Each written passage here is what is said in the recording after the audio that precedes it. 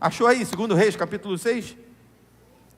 2 Reis, capítulo 6, a partir do versículo 1, diz assim: certo dia, os membros do grupo de profetas disseram a Eliseu: como vê, este lugar onde nos reunimos é pequeno demais.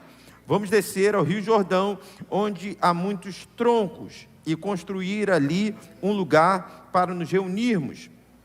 Está bem, disse Eliseu, podem ir.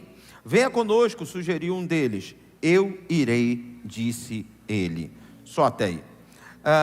Queridos, eu estava meditando nesse texto, e esse texto ele é muito conhecido pelo fechamento dele, né? Porque o texto nos mostra que depois desse convite dos discípulos de Eliseu para irem até as margens do Jordão e tal, eles começam de fato a trabalhar para poder alargar a tenda, para poder construir um lugar mais espaçoso para a escola de profetas. E um dos discípulos de Eliseu, no momento em que vai tentar cortar uma das árvores, ele vê o ferro do machado caindo dentro da água. E ele fica muito desesperado porque o machado era emprestado.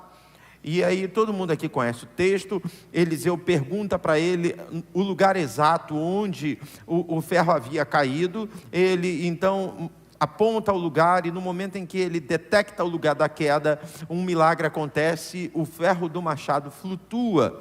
E aí então o discípulo de Eliseu pode retirar o ferro de dentro da água e devolvê-lo depois para o seu dono. Então todo mundo conhece essa passagem como a passagem que relata um milagre do machado que flutua. Mas eu quero te chamar a atenção para algo que o Espírito Santo ministrou ao meu coração antes de chegarmos nesse fato, antes de chegarmos nesse milagre do ferro flutuando.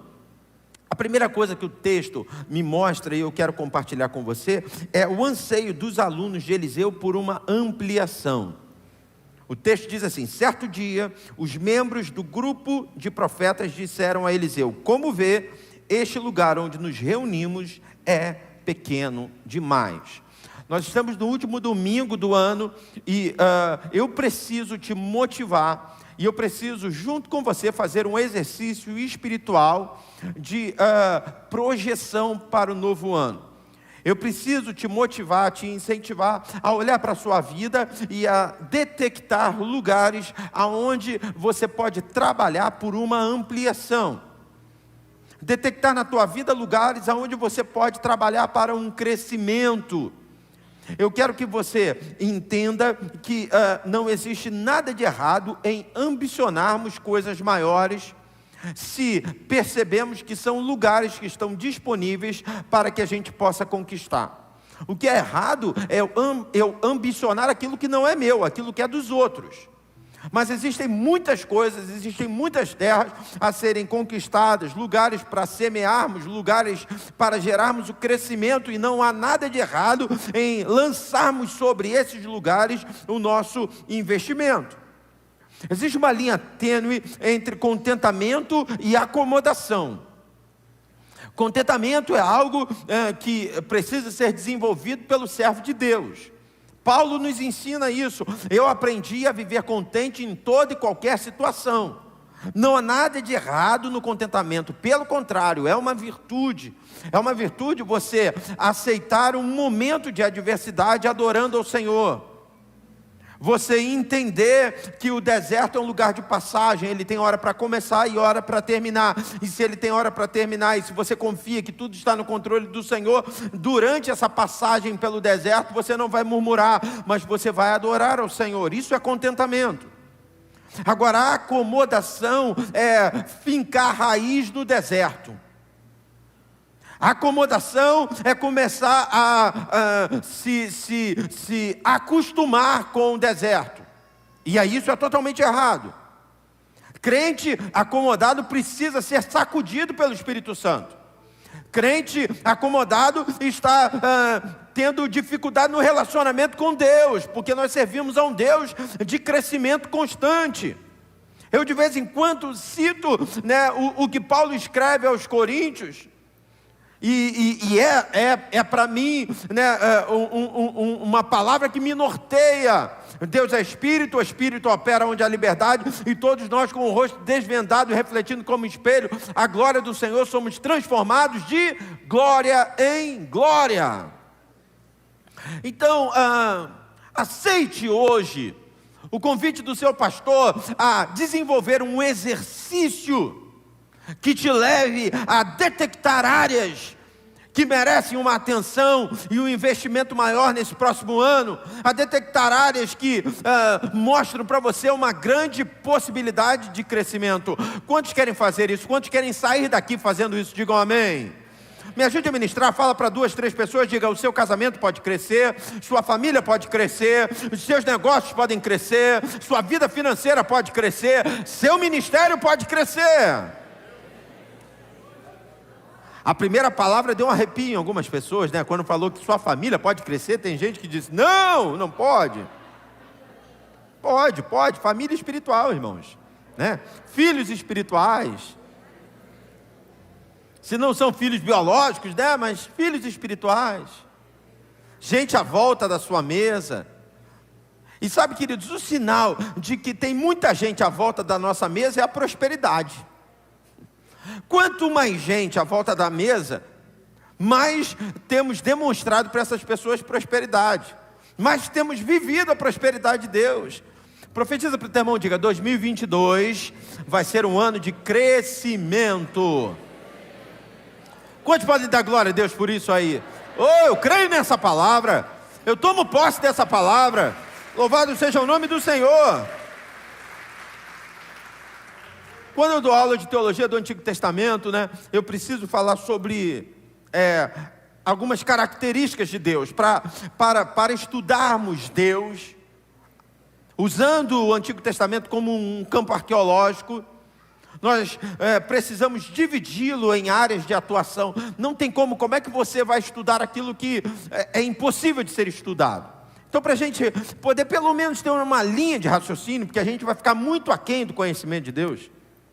Por isso que a Bíblia fala: conheçamos e prossigamos em conhecer ao Senhor, e a gente vai ficar nessa, até Ele voltar para nos buscar, porque não dá para conhecer a Deus na sua totalidade, mas para que a gente tenha pelo menos uma linha de raciocínio, né? Os teólogos, eles começaram a dividir Deus em áreas de atuação, e dentre essas áreas está a salvação, o Deus que salva.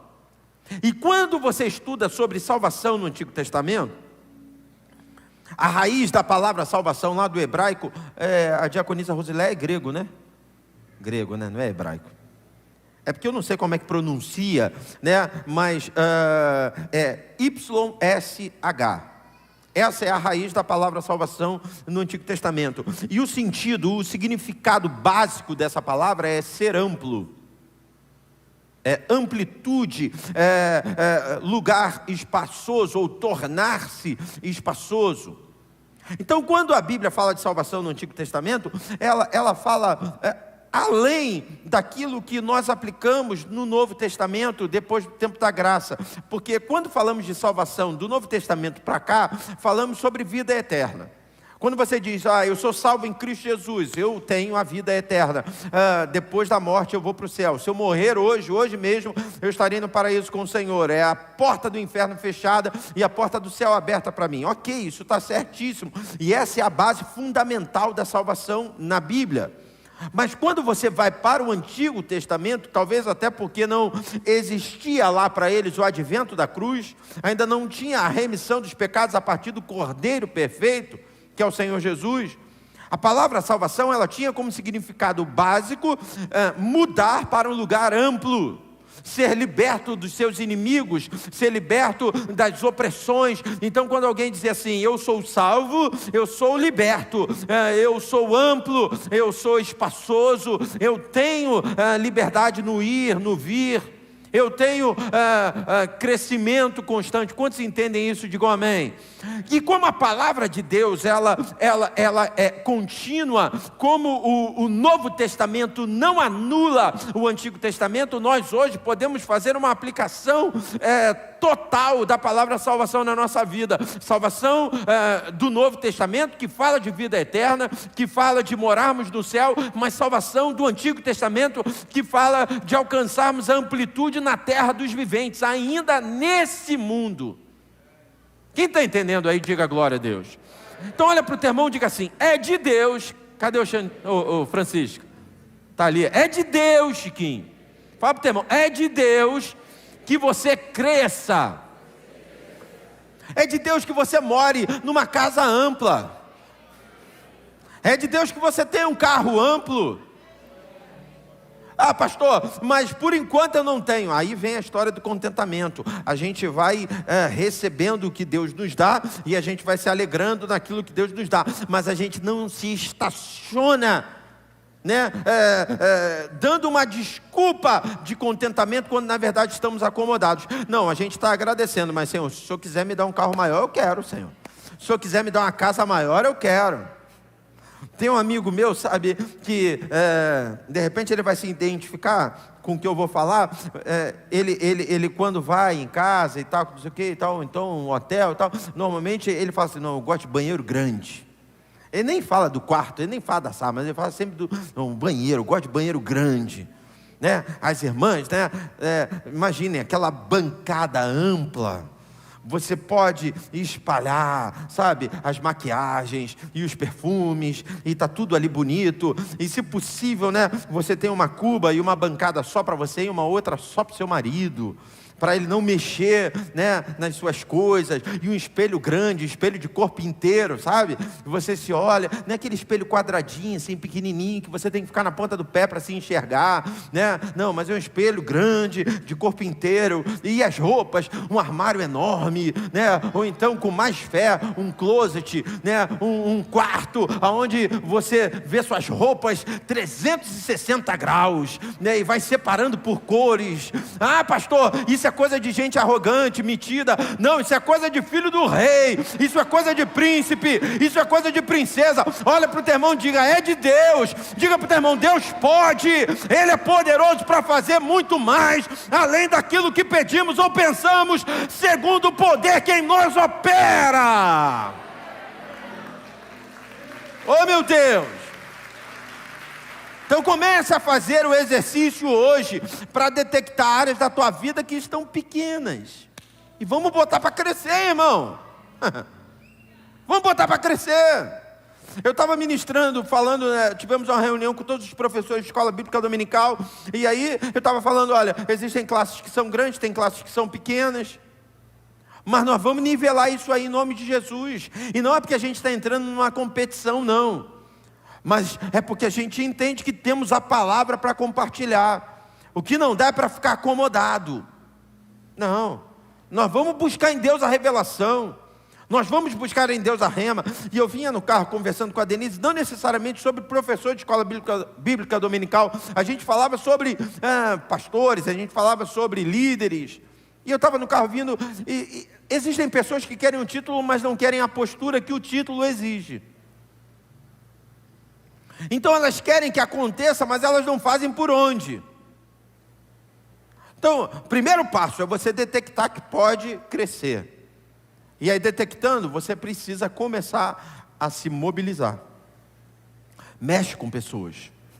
Comece a orar. Busque a voz profética. O texto nos mostra que eles vão até Eliseu. Certo dia, os membros do grupo de profetas disseram a Eliseu: como vê, este lugar onde nos reunimos é pequeno demais. A gente precisa de ampliação. A gente precisa crescer. E aí, seguindo aqui no texto, eles dão uma proposta para o profeta. E eles dizem assim: vamos descer ao Rio Jordão. Repita comigo: vamos descer. Aqui tem um segredo. E eu vou falar que é um segredo que todo mundo conhece, mas que a gente se esquece. Aqui tem uma chave que todo mundo tem na mão, mas que usa pouco. Quer crescer? Aprenda a descer. Quer crescer? Vai buscar em Deus. Existem guerras que não são ganhas de pé, são ganhas de joelho dobrado. Mas a gente parece que está perdendo isso. A gente está se esquecendo disso. Gente que até começa a sonhar, mas porque não quer se humilhar, porque não quer orar, porque não aguenta ficar 5 minutos de joelhos dobrados, desiste de sonhar. Isso não é para mim não. Até sonha, mas quando vê aquilo que precisa fazer para que o sonho se realize, não, isso não é para mim não. Mas eu vou pedir ao Senhor para te colocar, sabe, colocar em você um incômodo. Sabe aquela coisa, pastor, eu não consigo acordar de madrugada para orar. Agora você não vai ter a opção, Deus vai te acordar. Cuidado com esse aleluia que você deu, hein? Deus vai te acordar. Aí você vai olhar 3 horas da manhã, você vai fechar o olho, eu quero dormir amanhã, eu acordo cedo, olhou 3 horas, meu Deus do céu, mas você vai lembrar do pastor Samuel, vai lembrar dessa noite, vai lembrar desse culto, e aí você vai dizer, opa, Deus é que está me acordando para orar. Aí é nessa hora que você tem que clamar, é nessa hora que você tem que orar. Aí, sabe, minha irmã, é nessa hora que você vai dobrar seu joelho e vai dizer, Senhor, sabe aquele closet que o pastor falou? Todo colorido, é agora, Senhor, é esse ano. Se de repente você acha que não é isso, se você acha que é futilidade, Senhor, sabe essas contas e essas dívidas que eu arrasto, que me oprimem, eu vou pagar todas elas em nome de Jesus. Senhor, sabe essa porta de emprego que eu tanto busco, Senhor, vai sair esse ano em nome de Jesus. Porque eu já contei aqui para a igreja, teve uma vez que uma irmã virou para mim e falou, pastor, eu quero que o senhor ore, porque eu preciso me mudar. Eu quero ir para uma casa nova. E eu já disse para Deus que eu quero morar numa casa de frente ao mar, na Barra da Tijuca, com 4 quartos. Falei, que isso, irmã? Louvado seja Deus, a irmã está cheia de fé. Aí ela falou, Deus não pode, pastor? Eu falei, pode. Agora, a irmã junto com essa casa está orando também para Deus te dar um emprego, que a irmã tenha um salário que consiga pagar essa casa, irmã. Aí ela me olhou espantada, eu falei, tome cuidado. Porque às vezes a gente pede uma coisa e a gente não sabe como sustentar essa coisa. O mesmo Deus que pode te dar essa casa de 4 quartos, pode te dar um emprego para sustentar. Mas a irmã tem que pedir. Porque imagine se de repente Deus te der essa casa sem um emprego. Quando vier o IPTU, a irmã já sai correndo. Só no IPTU. O condomínio, a irmã já vai sair correndo. Quando a irmã perceber, não, porque todo mundo acha bonito um jardim maravilhoso. Mas para ele continuar maravilhoso, tem que ter um jardineiro. Irmãos, lá em casa, eu tenho um canteirinho, deve ser 2x2, né? No máximo, 2x2. Tem uma palmeira, como é que é o nome daquilo? É palmeira?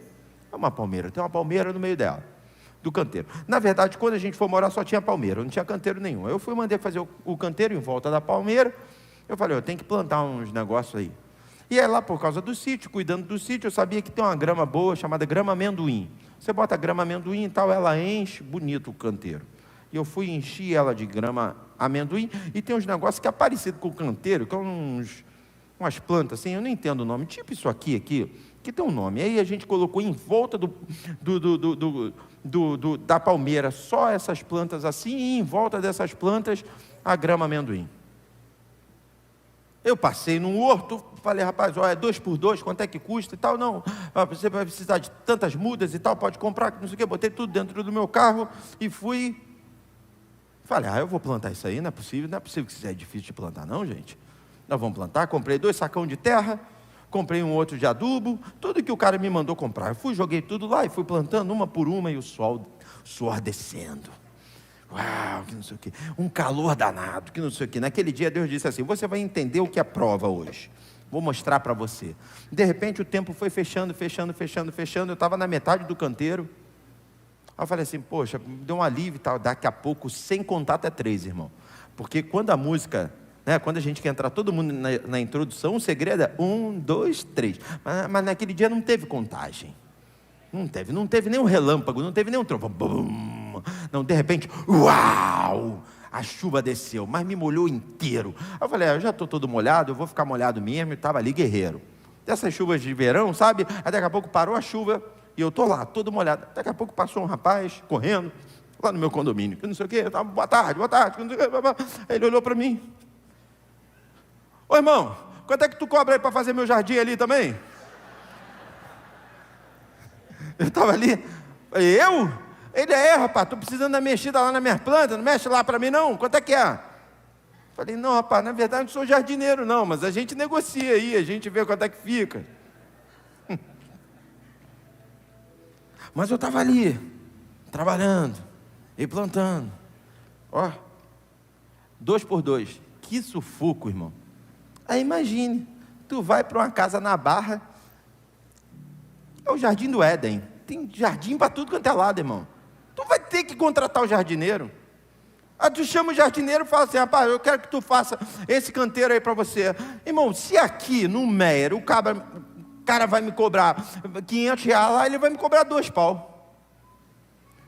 Eu falei, irmã, Deus pode te dar essa casa, mas vamos pedir direito, vamos pedir primeiro um emprego, porque se a irmã tiver dinheiro, a irmã compra essa casa.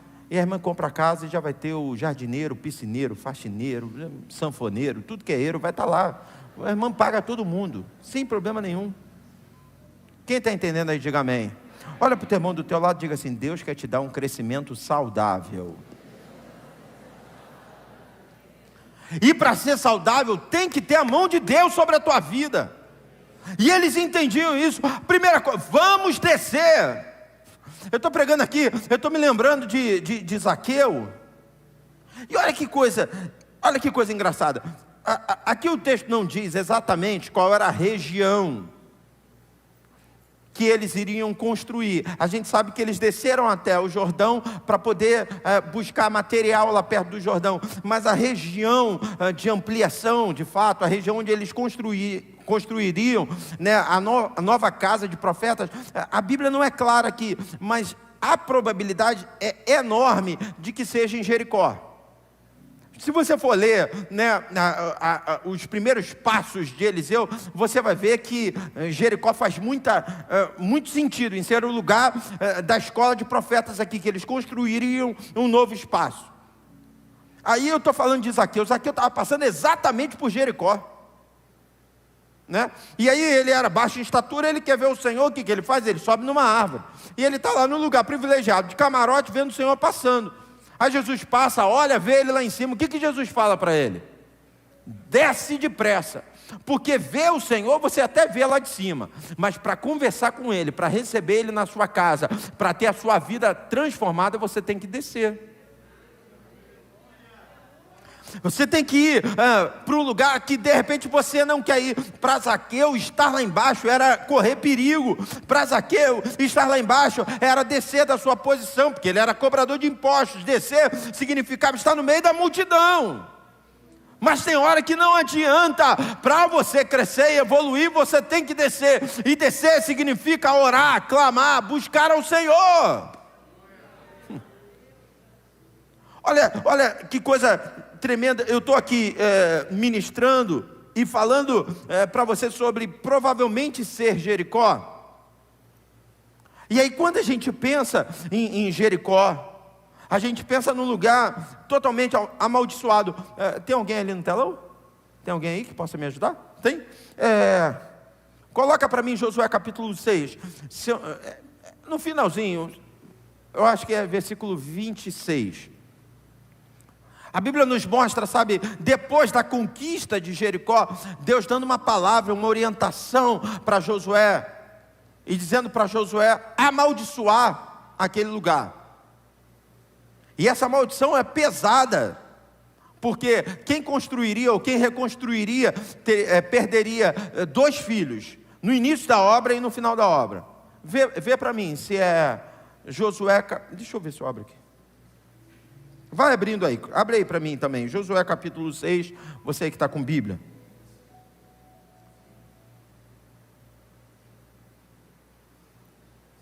Não, 6, Josué 6, esse é 8, capítulo 8 que está aí.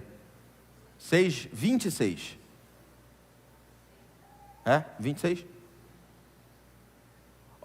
E naquele tempo Josué os esconjurou, dizendo: maldito diante do Senhor seja o homem que se levantar e reedificar esta cidade de Jericó. Perdendo o seu primogênito, afundará, e sobre o seu filho mais novo lhe porá as portas. Então, depois da conquista de Jericó, uma palavra de maldição é liberada: não reconstruam, porque quem reconstruir vai perder seus filhos, vai perder no fundamento e no final da obra. Aí depois a gente tem o cumprimento dessa palavra, porque essa palavra se cumpre. Coloca aí para mim, 1 Reis, capítulo 16, verso 34. Esse é o verso 34 mesmo, com certeza. 1 Reis 16, 34 diz: e em seus dias Hiel, o betelita, edificou a Jericó. Morrendo Abirão, seu primogênito, afundou. E morrendo Segube, seu último, pôs as suas portas conforme a palavra do Senhor que falara pelo ministério de Josué, filho de Num. Essa semana, eu estava lendo sobre isso, meditando sobre isso. Eu até pensei em pregar sobre isso, porque uma palavra foi liberada, e quando Deus libera uma palavra, ela se cumpre. A palavra de Deus não volta vazia. A palavra era: Jericó é maldita, quem tentar reconstruir Jericó vai perder seus filhos. Aí vem um desavisado que acha que pode brincar com a palavra do Senhor e que tenta reconstruir a cidade, que na verdade reconstrói a cidade no mesmo lugar, mas perde os seus filhos. É como se não bastasse, essa cidade reconstruída, ela passa a sofrer com águas amargas. Aí a gente está pregando sobre Eliseu e a gente já chega em Eliseu. Coloca para mim aí, 2 Reis capítulo 2. 2 Reis capítulo 2. A gente já chega em Eliseu. Mais para frente, verso 19, por favor. 2 Reis capítulo 2, versículo 19. E os homens da cidade disseram a Eliseu, estamos falando de Jericó: eis que boa é a habitação desta cidade, como o meu senhor vê, porém as águas são mais, e a terra é estéril. Verso 20. E ele disse: trazei-me uma salva nova, e ponde nela sal. E lhe a trouxeram. Verso 21. Então saiu ele ao manancial das águas, e adeitou o sal nele, e disse: assim diz o Senhor, sararei estas águas, não haverá mais nelas morte, nem esterilidade. Verso 22. Ficaram, pois, sãs aquelas águas até ao dia de hoje, conforme a palavra que Eliseu tinha dito. Então acompanha aqui comigo. Josué conquista a cidade de Jericó, as muralhas caem por terra. Deus dá uma palavra para Josué, e Josué amaldiçoa a cidade, dizendo: ninguém pode reconstruir, porque se reconstruir vão perder seus filhos. Mas aí mais à frente vem um camarada, reconstrói a cidade e perde seus filhos. A cidade é reconstruída, mas as águas ficam impuras. E aí Deus levanta o profeta Eliseu. Os homens, os habitantes dessa cidade procuram Eliseu e dizem: olha, a cidade até é boa, mas as águas são impuras, são impróprias. E ele então, debaixo de um mover profético, libera cura sobre as águas. E as águas em qualquer lugar significa vida. Ou seja, através do mover profético, Deus traz a vida para a cidade de Jericó. Sem dúvida nenhuma, o ministério de Eliseu mudava o lugar por onde passava. A Bíblia nos mostra Eliseu com a sunamita, que não podia ter filhos, que era avançada em idade, mas porque abençoa, recebe uma palavra profética e passa a ser mãe. Depois ela perde esse filho, mas porque ela tinha contato com o profeta vai até a casa dela e ministra sobre ele a unção do Espírito Santo, e esse filho ressuscita. Nós estamos falando de um mover que nos acompanha por onde passamos. Nós estamos falando de um mover que gera cura, um mover que gera libertação e gera crescimento por onde nós passamos. Mas você tem que estar conectado com Deus. Se realmente estamos falando de Jericó, há mais uma prova. Uma cidade amaldiçoada agora vai ser sede da escola profética. Uma cidade amaldiçoada vai ver o crescimento da voz profética, vai ver o desenvolvimento, a evolução da voz profética entre os homens. Você crê que Deus pode fazer isso na sua casa, irmão? Você crê que Deus pode fazer isso no seio da sua família? Diga amém, diga glória a Deus. Mas tem que descer. Tem que descer. Há uma passagem que eu separei aqui, e essa passagem, coloca para mim, vamos ler juntos, Jeremias capítulo 18, quando a gente fala sobre descer, quando a gente fala de se humilhar, o primeiro texto que vem à nossa mente é Jeremias capítulo 18, é uma passagem muito conhecida, Jeremias 18, a partir do versículo 1, fala sobre o oleiro. A palavra do Senhor veio a Jeremias dizendo, verso 2: levanta-te e desce à casa do oleiro, e lá te farei ouvir as minhas palavras. Pode seguir. E desci à casa do oleiro, e eis que ele estava fazendo a sua obra sobre as rodas. Verso 4: como o vaso que ele fazia de barro se quebrou na mão do oleiro, tornou a fazer dele outro vaso, conforme o que pareceu bem aos seus olhos fazer. Verso 5: então veio a mim a palavra do Senhor dizendo, verso 6: não poderei eu fazer de vós como fez este oleiro, ó casa de Israel? Diz o Senhor: eis que como barro na mão do oleiro, assim sois vós na minha mão, ó casa de Israel. Olha para o teu irmão, diga: você precisa ser moldado pelo Senhor, para que haja crescimento, para que haja evolução, para que você conquiste, tem que ser do jeito de Deus e não do teu jeito. Que nessa noite Deus derrame sobre esse lugar quebrantamento, oh meu Pai.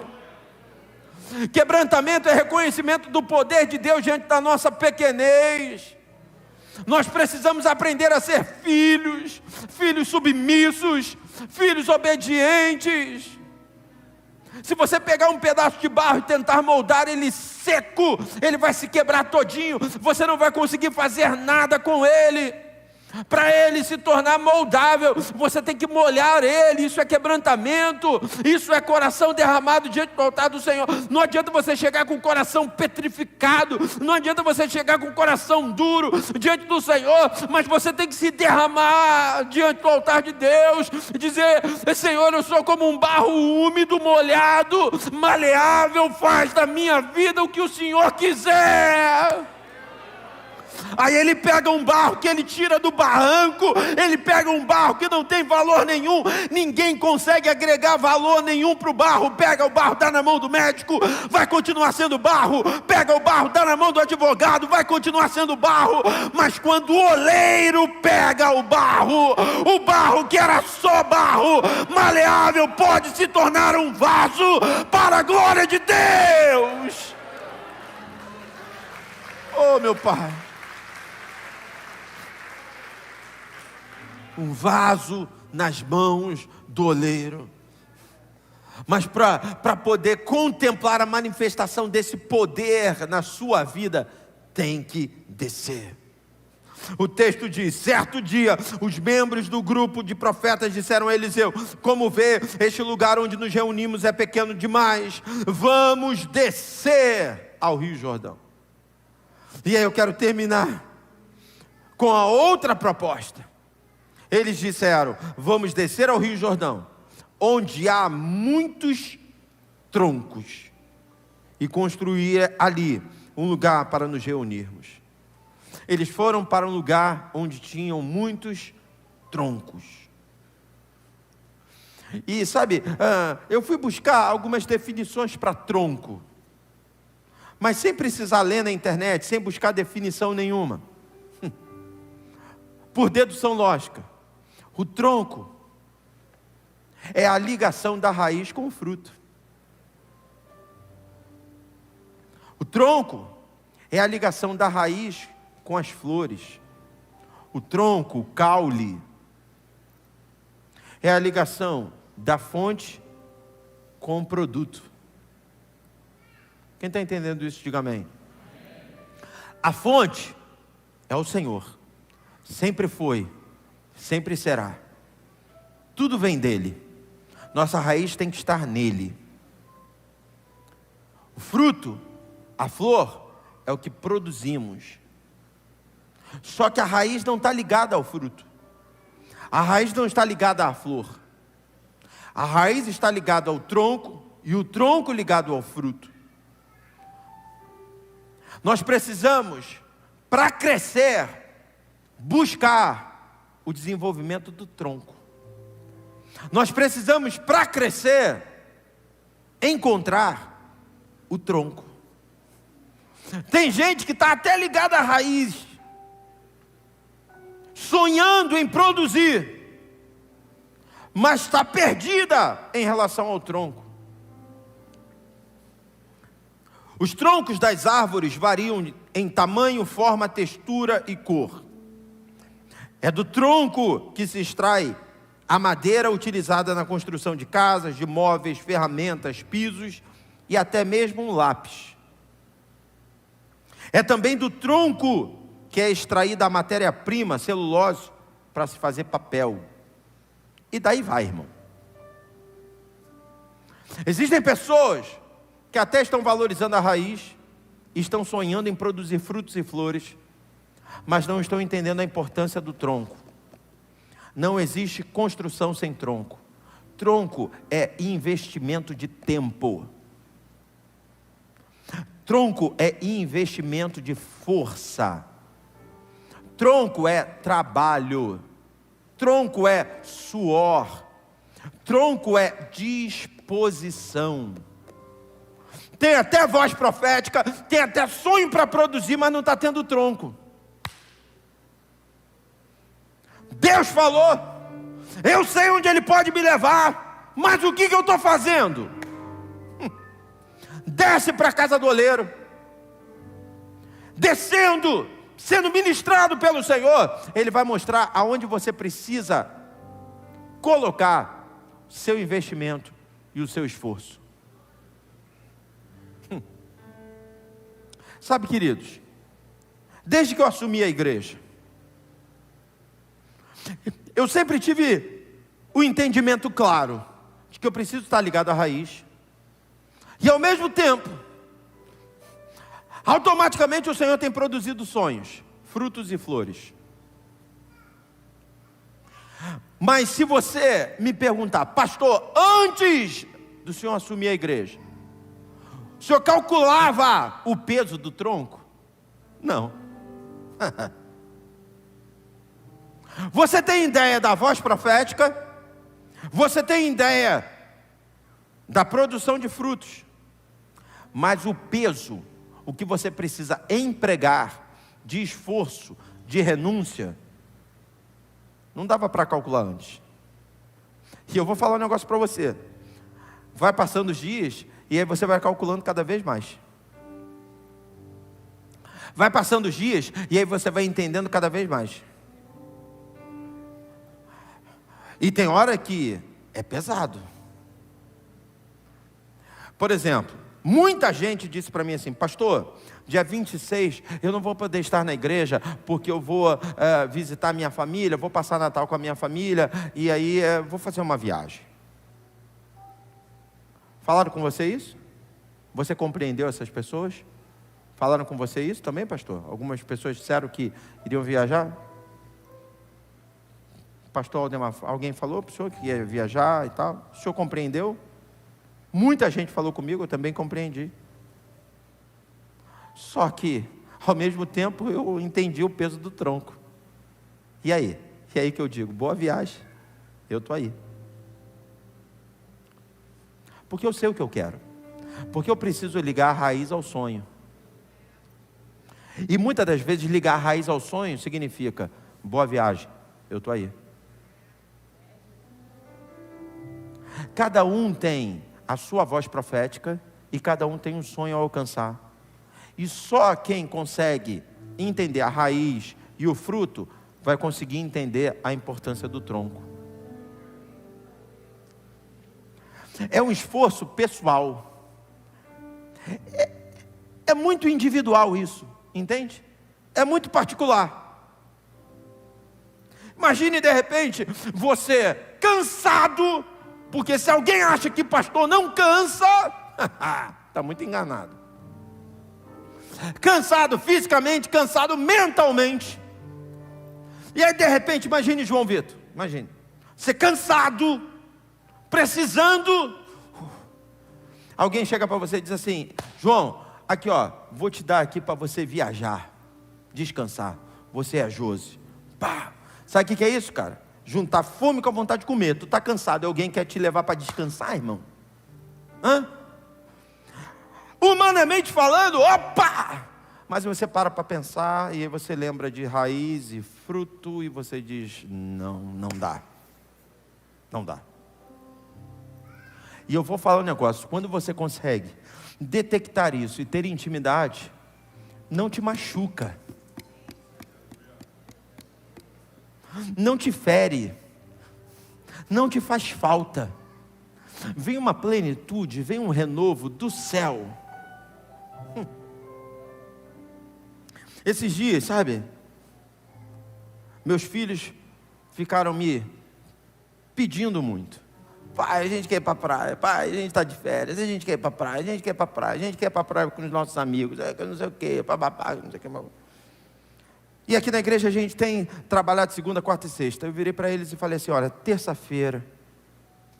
quinta-feira, e eles marcaram na data, quarta-feira, dia 22, aniversário do meu avô, que não sei o que, quinta-feira, dia 23, está marcado. Falei: quinta-feira, dia 23, eu vou com vocês, pode deixar.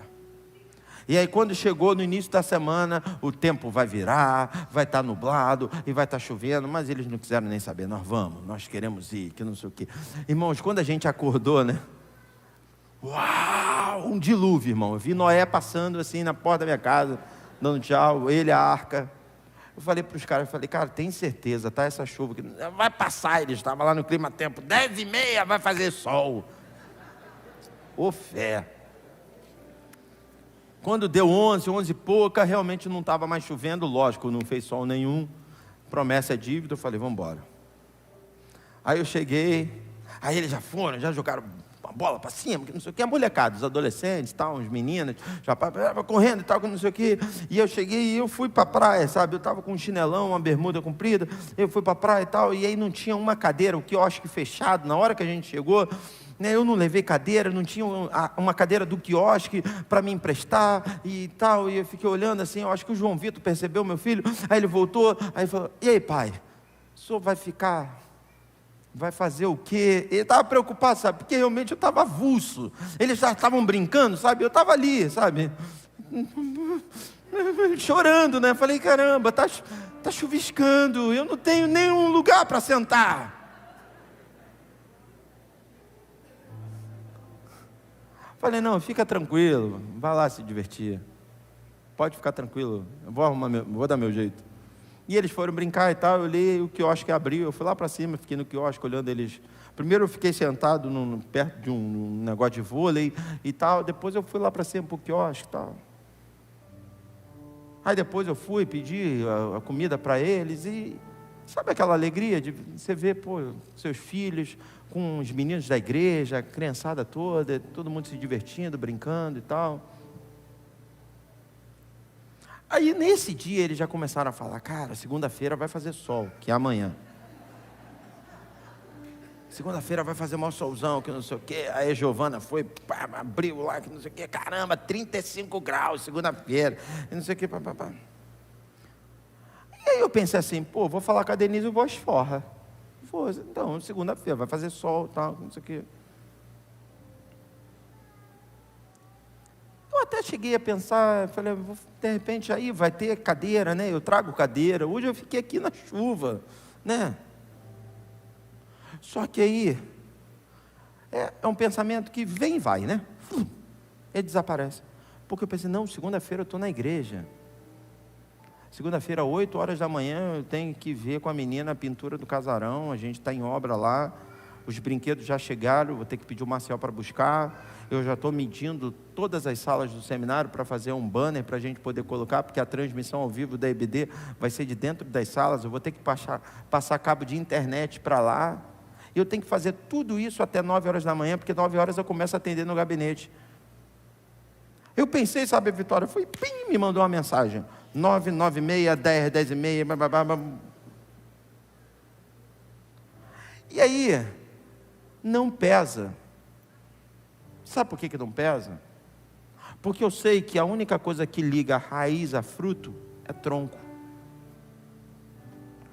Quantos querem viver crescimento esse ano? Diga amém. Não despreze o tronco. Tem que carregar ele. Tem que procurar onde ele está. É pesado, mas é a única coisa que vai ligar a raiz ao fruto. É a única coisa que vai ligar a voz profética à realização. É o tronco. Esforça-te e tem bom ânimo. Depois você vai ler Josué capítulo 1. O Senhor fala isso 2 vezes. Esforça-te. Em outras versões diz, ser forte e corajoso. E aí se você vai para o original dessa palavra, esforça-te ou ser forte, fala de obstinação. Sabe o que é isso? Isso é foco. Quem aqui sabe o que quer? Diga amém. Bom, eu sonho em ser engenheiro. Entre o sonho e a realização, tem um vestibular. Vai estudar. Tem os anos de faculdade. Tronco. E eles entendiam isso. Para crescer, a gente tem que descer, estar alinhado com Deus, e a gente precisa buscar troncos. É a parte pesada, é a parte difícil. Eu poderia passar a noite toda aqui, abrir uma nova mensagem falando sobre trabalho, Que bonito ver o Yálise tocando, vai estudar, até o teu dedo ficar doído. Que bonito ver, Timóteo tocando aqui, vai estudar. Quantos calos, Timóteo? No início, conseguia encostar na corda de tanto que doía a ponta do dedo. Até que você cria um calo, você cria uma proteção natural. Agora é tranquilo, escorrega. Mas antes teve tronco. Que Deus dê crescimento a você, mas que seja um crescimento saudável. Que você não construa nada na areia, mas que tudo seja construído na rocha que é Cristo Jesus. Você recebe essa palavra? Diga amém. Você pode se colocar de pé em nome de Jesus, querido.